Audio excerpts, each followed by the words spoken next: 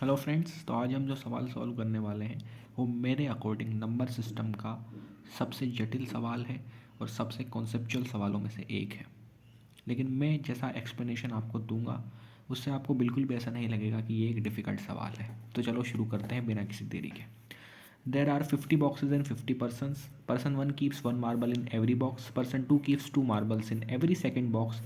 Person 3 keeps 3 marbles in every third box. This process goes on till the 50th person keeps 50 marbles in the 50th box. Find the total number of marbles in the 50th box. इस सवाल में ये कह रहा है कि हमारे पास 50 डब्बे हैं और 50 ही आदमी हैं। पहला आदमी पहले डब्बे में नहीं, पहला आदमी हर डब्बे में एक एक मार्बल रखता है।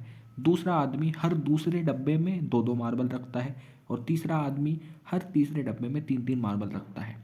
यानी कि ये प्रोसेस चल रही है। तो चौथा आदमी हर चौथे डब्बे में चार चार मार्बल रखेगा और ये प्रोसेस कहाँ ख़त्म होगी? 50वें आदमी पे। तो अब 50वां आदमी क्या करेगा? 50वें डब्बे में 50 मार्बल रखेगा। तो हमें बताना है जब ये प्रोसेस ख़त्म हो जाएगी तो 50वें डब्बे में कितने मार्बल्स होंगे। तो ये सवाल कन्फ्यूजिंग हो सकता है, लेकिन जैसा मैं बताऊंगा बिल्कुल भी कन्फ्यूजिंग नहीं है और ये पेज ख़त्म होने से पहले आंसर आ जाएगा। देखो, इसमें क्या कहा गया है कि जो पर्सन 1 है वो हर डब्बे में एक मार्बल रखता है।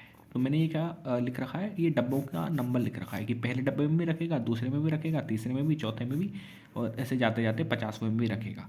पर्सन 2 है वो हर दूसरे में रखता है। हर दूसरे का क्या मतलब हुआ कि दूसरे में रखेगा, फिर चौथे में रखेगा, फिर छठे में रखेगा।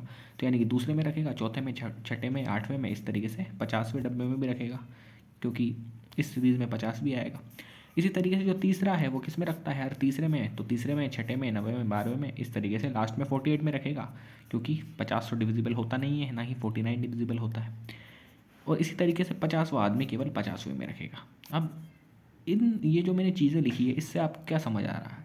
इससे ये समझ आ रहा है कि हर आदमी केवल उन्हीं डब्बों में मार्बल रख रहा है, उन्हीं नंबर के डब्बों में मार्बल रख रहा है जो नंबर उसके मल्टीपल हैं, उसकी उस मतलब उस आदमी पे जो नंबर लिखा हुआ है। जैसे पर्सन 1 है तो ये सभी पे रखेगा, क्योंकि 1 मतलब ये सारे नंबर 1 के मल्टीपल तो होते ही हैं, हर नेचुरल नंबर 1 का मल्टीपल होता है, इसीलिए ये तो सभी में रखेगा। दो जो है, सेकंड पर्सन जो है वो किस में रखेगा? ये सारे, इन सारे नंबर में से 1 से 50 में से जो उसके मल्टीपल होंगे उसमें ही रखेगा केवल। उस 1 से 50 तक दो के मल्टीपल कौन कौन से होते हैं? 2, 4, 6, 8। तो इसी तरीके से 3 के जो जो भी मल्टीपल होंगे उसमें रखेगा थर्ड पर्सन, और 50 के जो भी मल्टीपल होंगे उसमें रखेगा 50वां पर्सन। तो इससे हमें क्या समझ आ रहा है? देखो, अगर हम चौथा पर्सन लेते तो वो किस में मार्बल रखता? चौथे में, 8वें में, 12वें में। वो 50वें में नहीं रखता। इसी तरीके से तीसरे आदमी ने भी 50वें में नहीं रखा होगा, क्योंकि इस सीरीज़ में 50 नहीं आता है। तो इससे हमें ये समझ आ रहा है कि 50वें डब्बे में केवल, क्योंकि हमें 50वें में निकालना है कि टोटल नंबर ऑफ मार्बल्स कितने हैं, तो 50वें की बात करते हैं। तो 50वें डब्बे में केवल वही मार्बल रखेगा जो कि 1 से 50 तक फैक्टर होगा 50 का। 1 से 50 तक जो भी फैक्टर होते हैं 50 के, केवल वही रखेंगे। फैक्टर क्या होते हैं ये तो आपको पता ही होगा। तो 50 के जो भी फैक्टर्स हैं 1 से 50 तक, केवल वही रखेंगे मार्बल। ठीक है ना? तो इसका क्या मतलब हुआ? अब 50 के फैक्टर्स हमें निकालने पड़ेंगे 1 से 50 तक की संख्याओं में, और वो क्या होते हैं? 1 होता है, 2 होता है, 5 होता है, 10 होता है, 25 होता है, 50 होता है। अब आप मल्टीपल और फैक्टर्स में कन्फ्यूज मत होना। देखो, या तो हम ये कह सकते हैं कि 50 के ये सब फैक्टर्स हैं, या फिर हम कह सकते हैं कि 50 जो है वो इन सभी नंबर्स का मल्टीपल है, तो वो एक ही बात है। मल्टीपल फैक्टर्स में कन्फ्यूज मत होना, ठीक है? अब निकालना बहुत ही ईजी हो चुका है। देखो, पहले आदमी ने कितने मार्बल रखे थे? हर डब्बे में एक रखा था, तो 50वें में भी एक ही रखा। दूसरे आदमी ने दो दो मार्बल रखे थे, तो 50वें में भी दो ही रखेगा। तो इसी तरीके से 5वां जो है 5 रखेगा, 10वां 10 रखेगा, 25वां 25 रखेगा, 50वां 50 रखेगा, और इन सभी को ऐड करेंगे तो 93 आएगा। यानी कि इससे हमें समझ आ रहा है केवल 6 ही आदमी हैं ऐसे, एक तो person 1, person 2, person 5, person 10, person 25 और पर्सन 50, जो कि मार्बल रखेंगे 50वें में से। 1 से 50 तक 50 आदमी थे, लेकिन केवल उनमें से 6 आदमियों ने ही रखे हैं मार्बल, क्योंकि 1 से 50 तक केवल 6 ही नंबर ऐसे होते हैं जो 50 के फैक्टर्स होते हैं। इसीलिए आंसर हो जाएगा 93। तो इस तरीके से हमने इस क्वेश्चन को सॉल्व कर लिया, जो कि मेरी आशा है आपको बिल्कुल भी डिफ़िकल्ट नहीं लगा होगा। अब अगला सवाल जो है वो है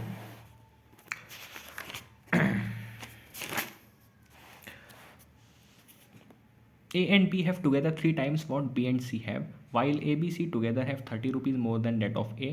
If B has 5 times that of C, then A has. अभी क्वेश्चन देखते ही आपको समझ आ गया होगा कि ये इक्वेशंस का खेल है बस। तो हम देखते हैं बस इक्वेशन को कैसे स्टेप बाय स्टेप, मतलब कम से कम स्टेप में हम सॉल्व कर लें ताकि ये जल्दी से हो जाए सवाल। ये पूछा गया था एसएससी सीजीएल टीयर 1 के अंदर। तो देखो ए और बी के अगर हम रुपए मिला दें तो वो क्या आएंगे, वो थ्राइज आएंगे, 3 गुना आएंगे बी और सी के रुपयों से। यानी कि पहली इक्वेशन बनेगी A plus B is equal to 3 times B plus C. उसी तरीके से ए बी सी तीनों के रुपए मिला दें तो वो 30 रुपये ज़्यादा होंगे ए से। तो दूसरी इक्वेशन बनेगी ए प्लस बी प्लस सी, क्या है 30 रुपये ज़्यादा है ए से, तो 30 प्लस ए। ठीक है, इसी तरीके से ये भी बताया गया है कि बी के पास सी से 5 गुना पैसे हैं, तो यानी कि बी इक्वल टू 5C हो गया। अब इन 3 इक्वेशन को सॉल्व करके हमें बताना है कि ए के पास कितने रुपए हैं या फिर ए की वैल्यू क्या है इक्वेशन के हिसाब से। ठीक है, तो अब देखो ये जो सेकंड इक्वेशन है ये सबसे इजी है सॉल्व करनी, क्योंकि आपको दिख रहा होगा देखो बाकी इक्वेशन तो सब लिखी हुई है, लेकिन यहाँ पे देखो ए प्लस बी प्लस सी इक्वल 30 प्लस है। अरे ए और ए तो सेम है, तो ये तो कैंसिल हो जाएंगे। तो चलो ये इक्वेशन को सॉल्व करके देखते हैं, ये थोड़ी आसान लग रही है। तो बी प्लस सी हो गया 30। अब अगर बी प्लस सी 30 हो गया, हमें पता है कि बी होता है 5C, अगर 5C रख देंगे तो सी की वैल्यू आ जाएगी। तो हमने 5C रखा इसकी जगह, तो 5C प्लस सी हो जाएगा 30, यानी कि सी हो जाएगा 5। अब सी की वैल्यू आ गई तो बी की भी आ जाएगी, क्योंकि बी होता है 5C। तो थर्ड इक्वेशन से बी हो जाएगा 5C, यानी कि 5 × 5 25। और फर्स्ट इक्वेशन में केवल 3 ही वेरिएबल हैं ए बी सी, जिसमें से हमें बी और सी की वैल्यू पता है, तो ए की भी पता पड़ जाएगी। ए की वैल्यू क्या होगी, देखो इसमें पुट करते हैं बी और सी की वैल्यू। तो ए प्लस बी इक्वल टू 25 है, वो पुट किया 3 टाइम्स बी प्लस सी क्या होगा 25 प्लस 5, इसको सॉल्व करेंगे तो ए आएगा 65। इस तरीके से आसानी से इस इक्वेशन को हमने सॉल्व कर लिया। अगला सवाल है find the maximum number of trees. चलो इससे पहले ये सवाल करते हैं, ये भी बढ़िया सवाल है। Mohan gets 3 marks for each correct sum and loses 2 marks for each wrong sum. He attempts 30 sums and obtain 40 marks. The number of sums solved correctly is. Mohan जो है उसने एक एग्ज़ाम दिया, उस एग्ज़ाम में हर सही सवाल के लिए 3 मार्क्स मिलते हैं और हर गलत सवाल के लिए 2 नंबर काट लिए जाते हैं। यानी कि आप अगर सही करोगे तो 3 नंबर मिलेंगे, नहीं तो -2 हो जाएंगे। और फिर उसने क्या किया, 30 सवाल अटैम्प्ट किए और उसे 40 मार्क्स मिले। 30 सवाल अटैम्प्ट किए और 40 मार्क्स मिले, यानी कि ऑब्वियसली उसने सारे सही नहीं किए होंगे। अगर सारे सही किए होते तो उसके 90 नंबर आते, लेकिन उसके 40 ही आए हैं। अब हमें बताना है कि करेक्टली सॉल्व सवाल कितने हैं। तो करेक्टली सॉल्व सवाल हमें बताने हैं, तो मान लेते हैं कि करेक्टली सॉल्व सवाल x हैं। अब अगर करेक्टली सॉल्व सवाल x हैं, let correctly solve sum is equal to x, और टोटल सवाल उसने 30 किए हैं, तो गलत सवाल कितने किए होंगे 30 - x, क्योंकि ये वही सवाल बचे जो गलत हो सकते हैं, तो 30 - x। अब देखो हर क्वेश्चन जो वो सही करता है, देखो अब टोटल मार्क्स कैसे निकालेंगे, हमें क्या करना पड़ेगा, जितने उसने सही किए हैं जितने गलत किए हैं वो दोनों एक साथ लिखने पड़ेंगे, फिर वो 40 आने चाहिए। ठीक है ना। हर एक सवाल जो वो सही करता है उसके लिए 3 नंबर मिलते हैं। तो हमने क्या माना, x सवाल उसने सही किए, अगर x सवाल सही किए हैं तो कितने नंबर मिलेंगे 3x मिलेंगे, तो 3x, और फिर प्लस हर गलत सवाल के लिए -2 हो जाते हैं, तो -2, और गलत कितने किए हैं 30 - x किए हैं, तो टोटल नंबर कितने कटेंगे, इतने कटेंगे -2 30 - x। अब चाहे इसको आप प्लस माइनस लिखने की बजाय डायरेक्ट केवल -2 ऐसे भी लिख देते तो भी सही था। और ये आना चाहिए 40 के बराबर आना चाहिए, क्योंकि टोटल मार्क्स उसके 40 आए हैं। अब इस इक्वेशन को सॉल्व करोगे तो आपके पास आएगा x = 20, यानी कि उसने 20 सवाल जो थे वो सही किए थे। 20 सवाल सही किए तो बाकी कितने बचे 10, यानी कि 10 गलत किए। और आप देखोगे ना तो 20 सवाल अगर वो सही करेगा तो 60 नंबर आएंगे, 10 सवाल गलत कर दिए तो 20 नंबर कट जाएंगे, तो 60 नंबर आए 20 कट गए, यानी कि 40 आए। तो हमारा मतलब हमने सही सॉल्व किया है। तो इस तरीके से हमारा आंसर हो जाएगा 20, जो कि है ऑप्शन सेकंड। ये पूछा गया था एसएससी सीजीएल टीयर 1 के अंदर। जो अगला सवाल है जो हम पहले कर रहे थे वापस करते हैं अब इसको। Find the maximum number of trees which can be planted 20 meters apart on the 2 sides of a straight road 1760 meters long. देखो अब ये जो सवाल है ये भी पूछा गया था एसएससी सीजीएल टीयर 1 में। अब ये सवाल है, इसमें एक बहुत ही मासूम, बहुत ही इनोसेंट गलती हो सकती है, और वो क्या है, देखो 1760 मीटर का एक रोड है, उसके आजू बाजू मतलब आसपास हमें क्या करना है, प्लांटेशन करना है दोनों साइड्स पे। तो हमें बताना है कि, और प्लांटेशन कैसे करना है कि हर 20 मीटर पे एक पेड़ लगाना है। ठीक है, हर 20 मीटर पे पेड़ लगाना है, दोनों साइड लगाना है। तो नंबर ऑफ पेड़ कितने हो जाएंगे, अब देखो नंबर ऑफ पेड़ कितने होंगे, एक साइड पे कितने होंगे, हर 20 मीटर पे एक पेड़ लगाना है, तो 1760 मीटर पे कितने पेड़ लग जाएंगे 1760 / 20, और दोनों साइड लगाना है तो 2 से मल्टीप्लाई करना पड़ेगा, तो आंसर आएगा 176। लेकिन ये गलत है, आंसर जो है 176 नहीं आएगा, 176 + 1 + 1 178 आएगा। और ऐसा क्यों होगा? ऐसा इसलिए होगा क्योंकि मान लो ये 40 मीटर लंबा एक रोड है, इस पर हमें प्लांटेशन करना है।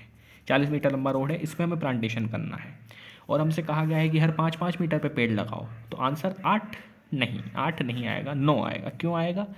क्योंकि जब हम इसमें जो गैप्स गिनते हैं ना, हर 2 पेड़ों के बीच में गैप्स गिनते हैं, तो वो तो 8 ही आएंगे क्योंकि 8-8 मीटर पे लगाना है। तो ये 5-5 मीटर पे लगाना है, तो 5 मीटर 5 मीटर 5 5 5 5 ऐसा करोगे तो ये 40 हो जाएगा, है ना। ये 8 हैं, 1 2 3 4 5 6 7 8, ठीक है।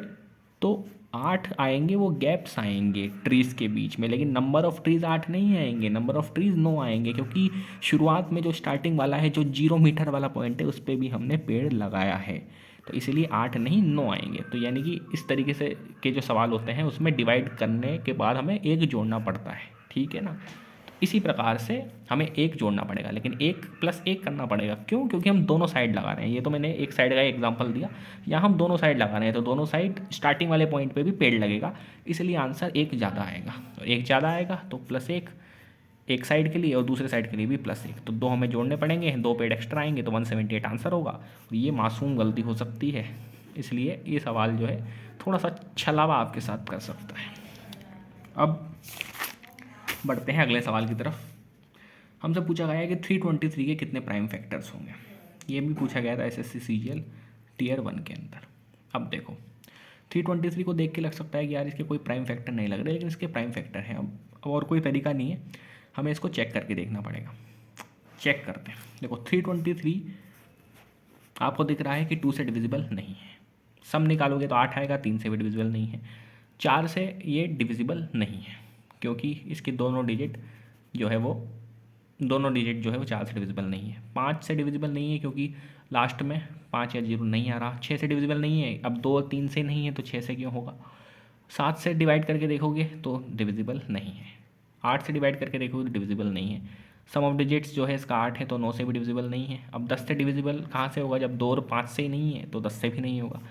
11 से डिविजिबल है नहीं है, क्योंकि सम ऑफ डिजिट्स निकालोगे 3 और 3 6, और यहाँ पे 2 है, 6 - 2 तो 4 होता है, नहीं 11 से नहीं है। 12 से कहाँ से होगा, जब 3 और 4 से नहीं है, तो 12 से चेक करने की ज़रूरत नहीं है। 13 से डिवाइड करके देखोगे तो 13 से भी नहीं है। 14 से डिवाइड मत करके देखना, क्योंकि 2 और 7 से डिविजिबल नहीं है, तो 14 से भी नहीं होगा। 15 से नहीं होगा क्योंकि 3 और 5 से नहीं था, तो 15 से भी नहीं होगा। 16 से भी नहीं होगा। और इसी तरीके से जब 17 से चेक करोगे तो केवल 17 से डिवाइड होगा, और 17 से डिवाइड करके देखोगे तो आपको पता पड़ेगा कि 17 × 19 आएगा। और इस तरीके से 2 प्राइम फैक्टर्स होंगे, हमारा आंसर हो जाएगा 3rd। मिलते हैं अगले वीडियोज़ में।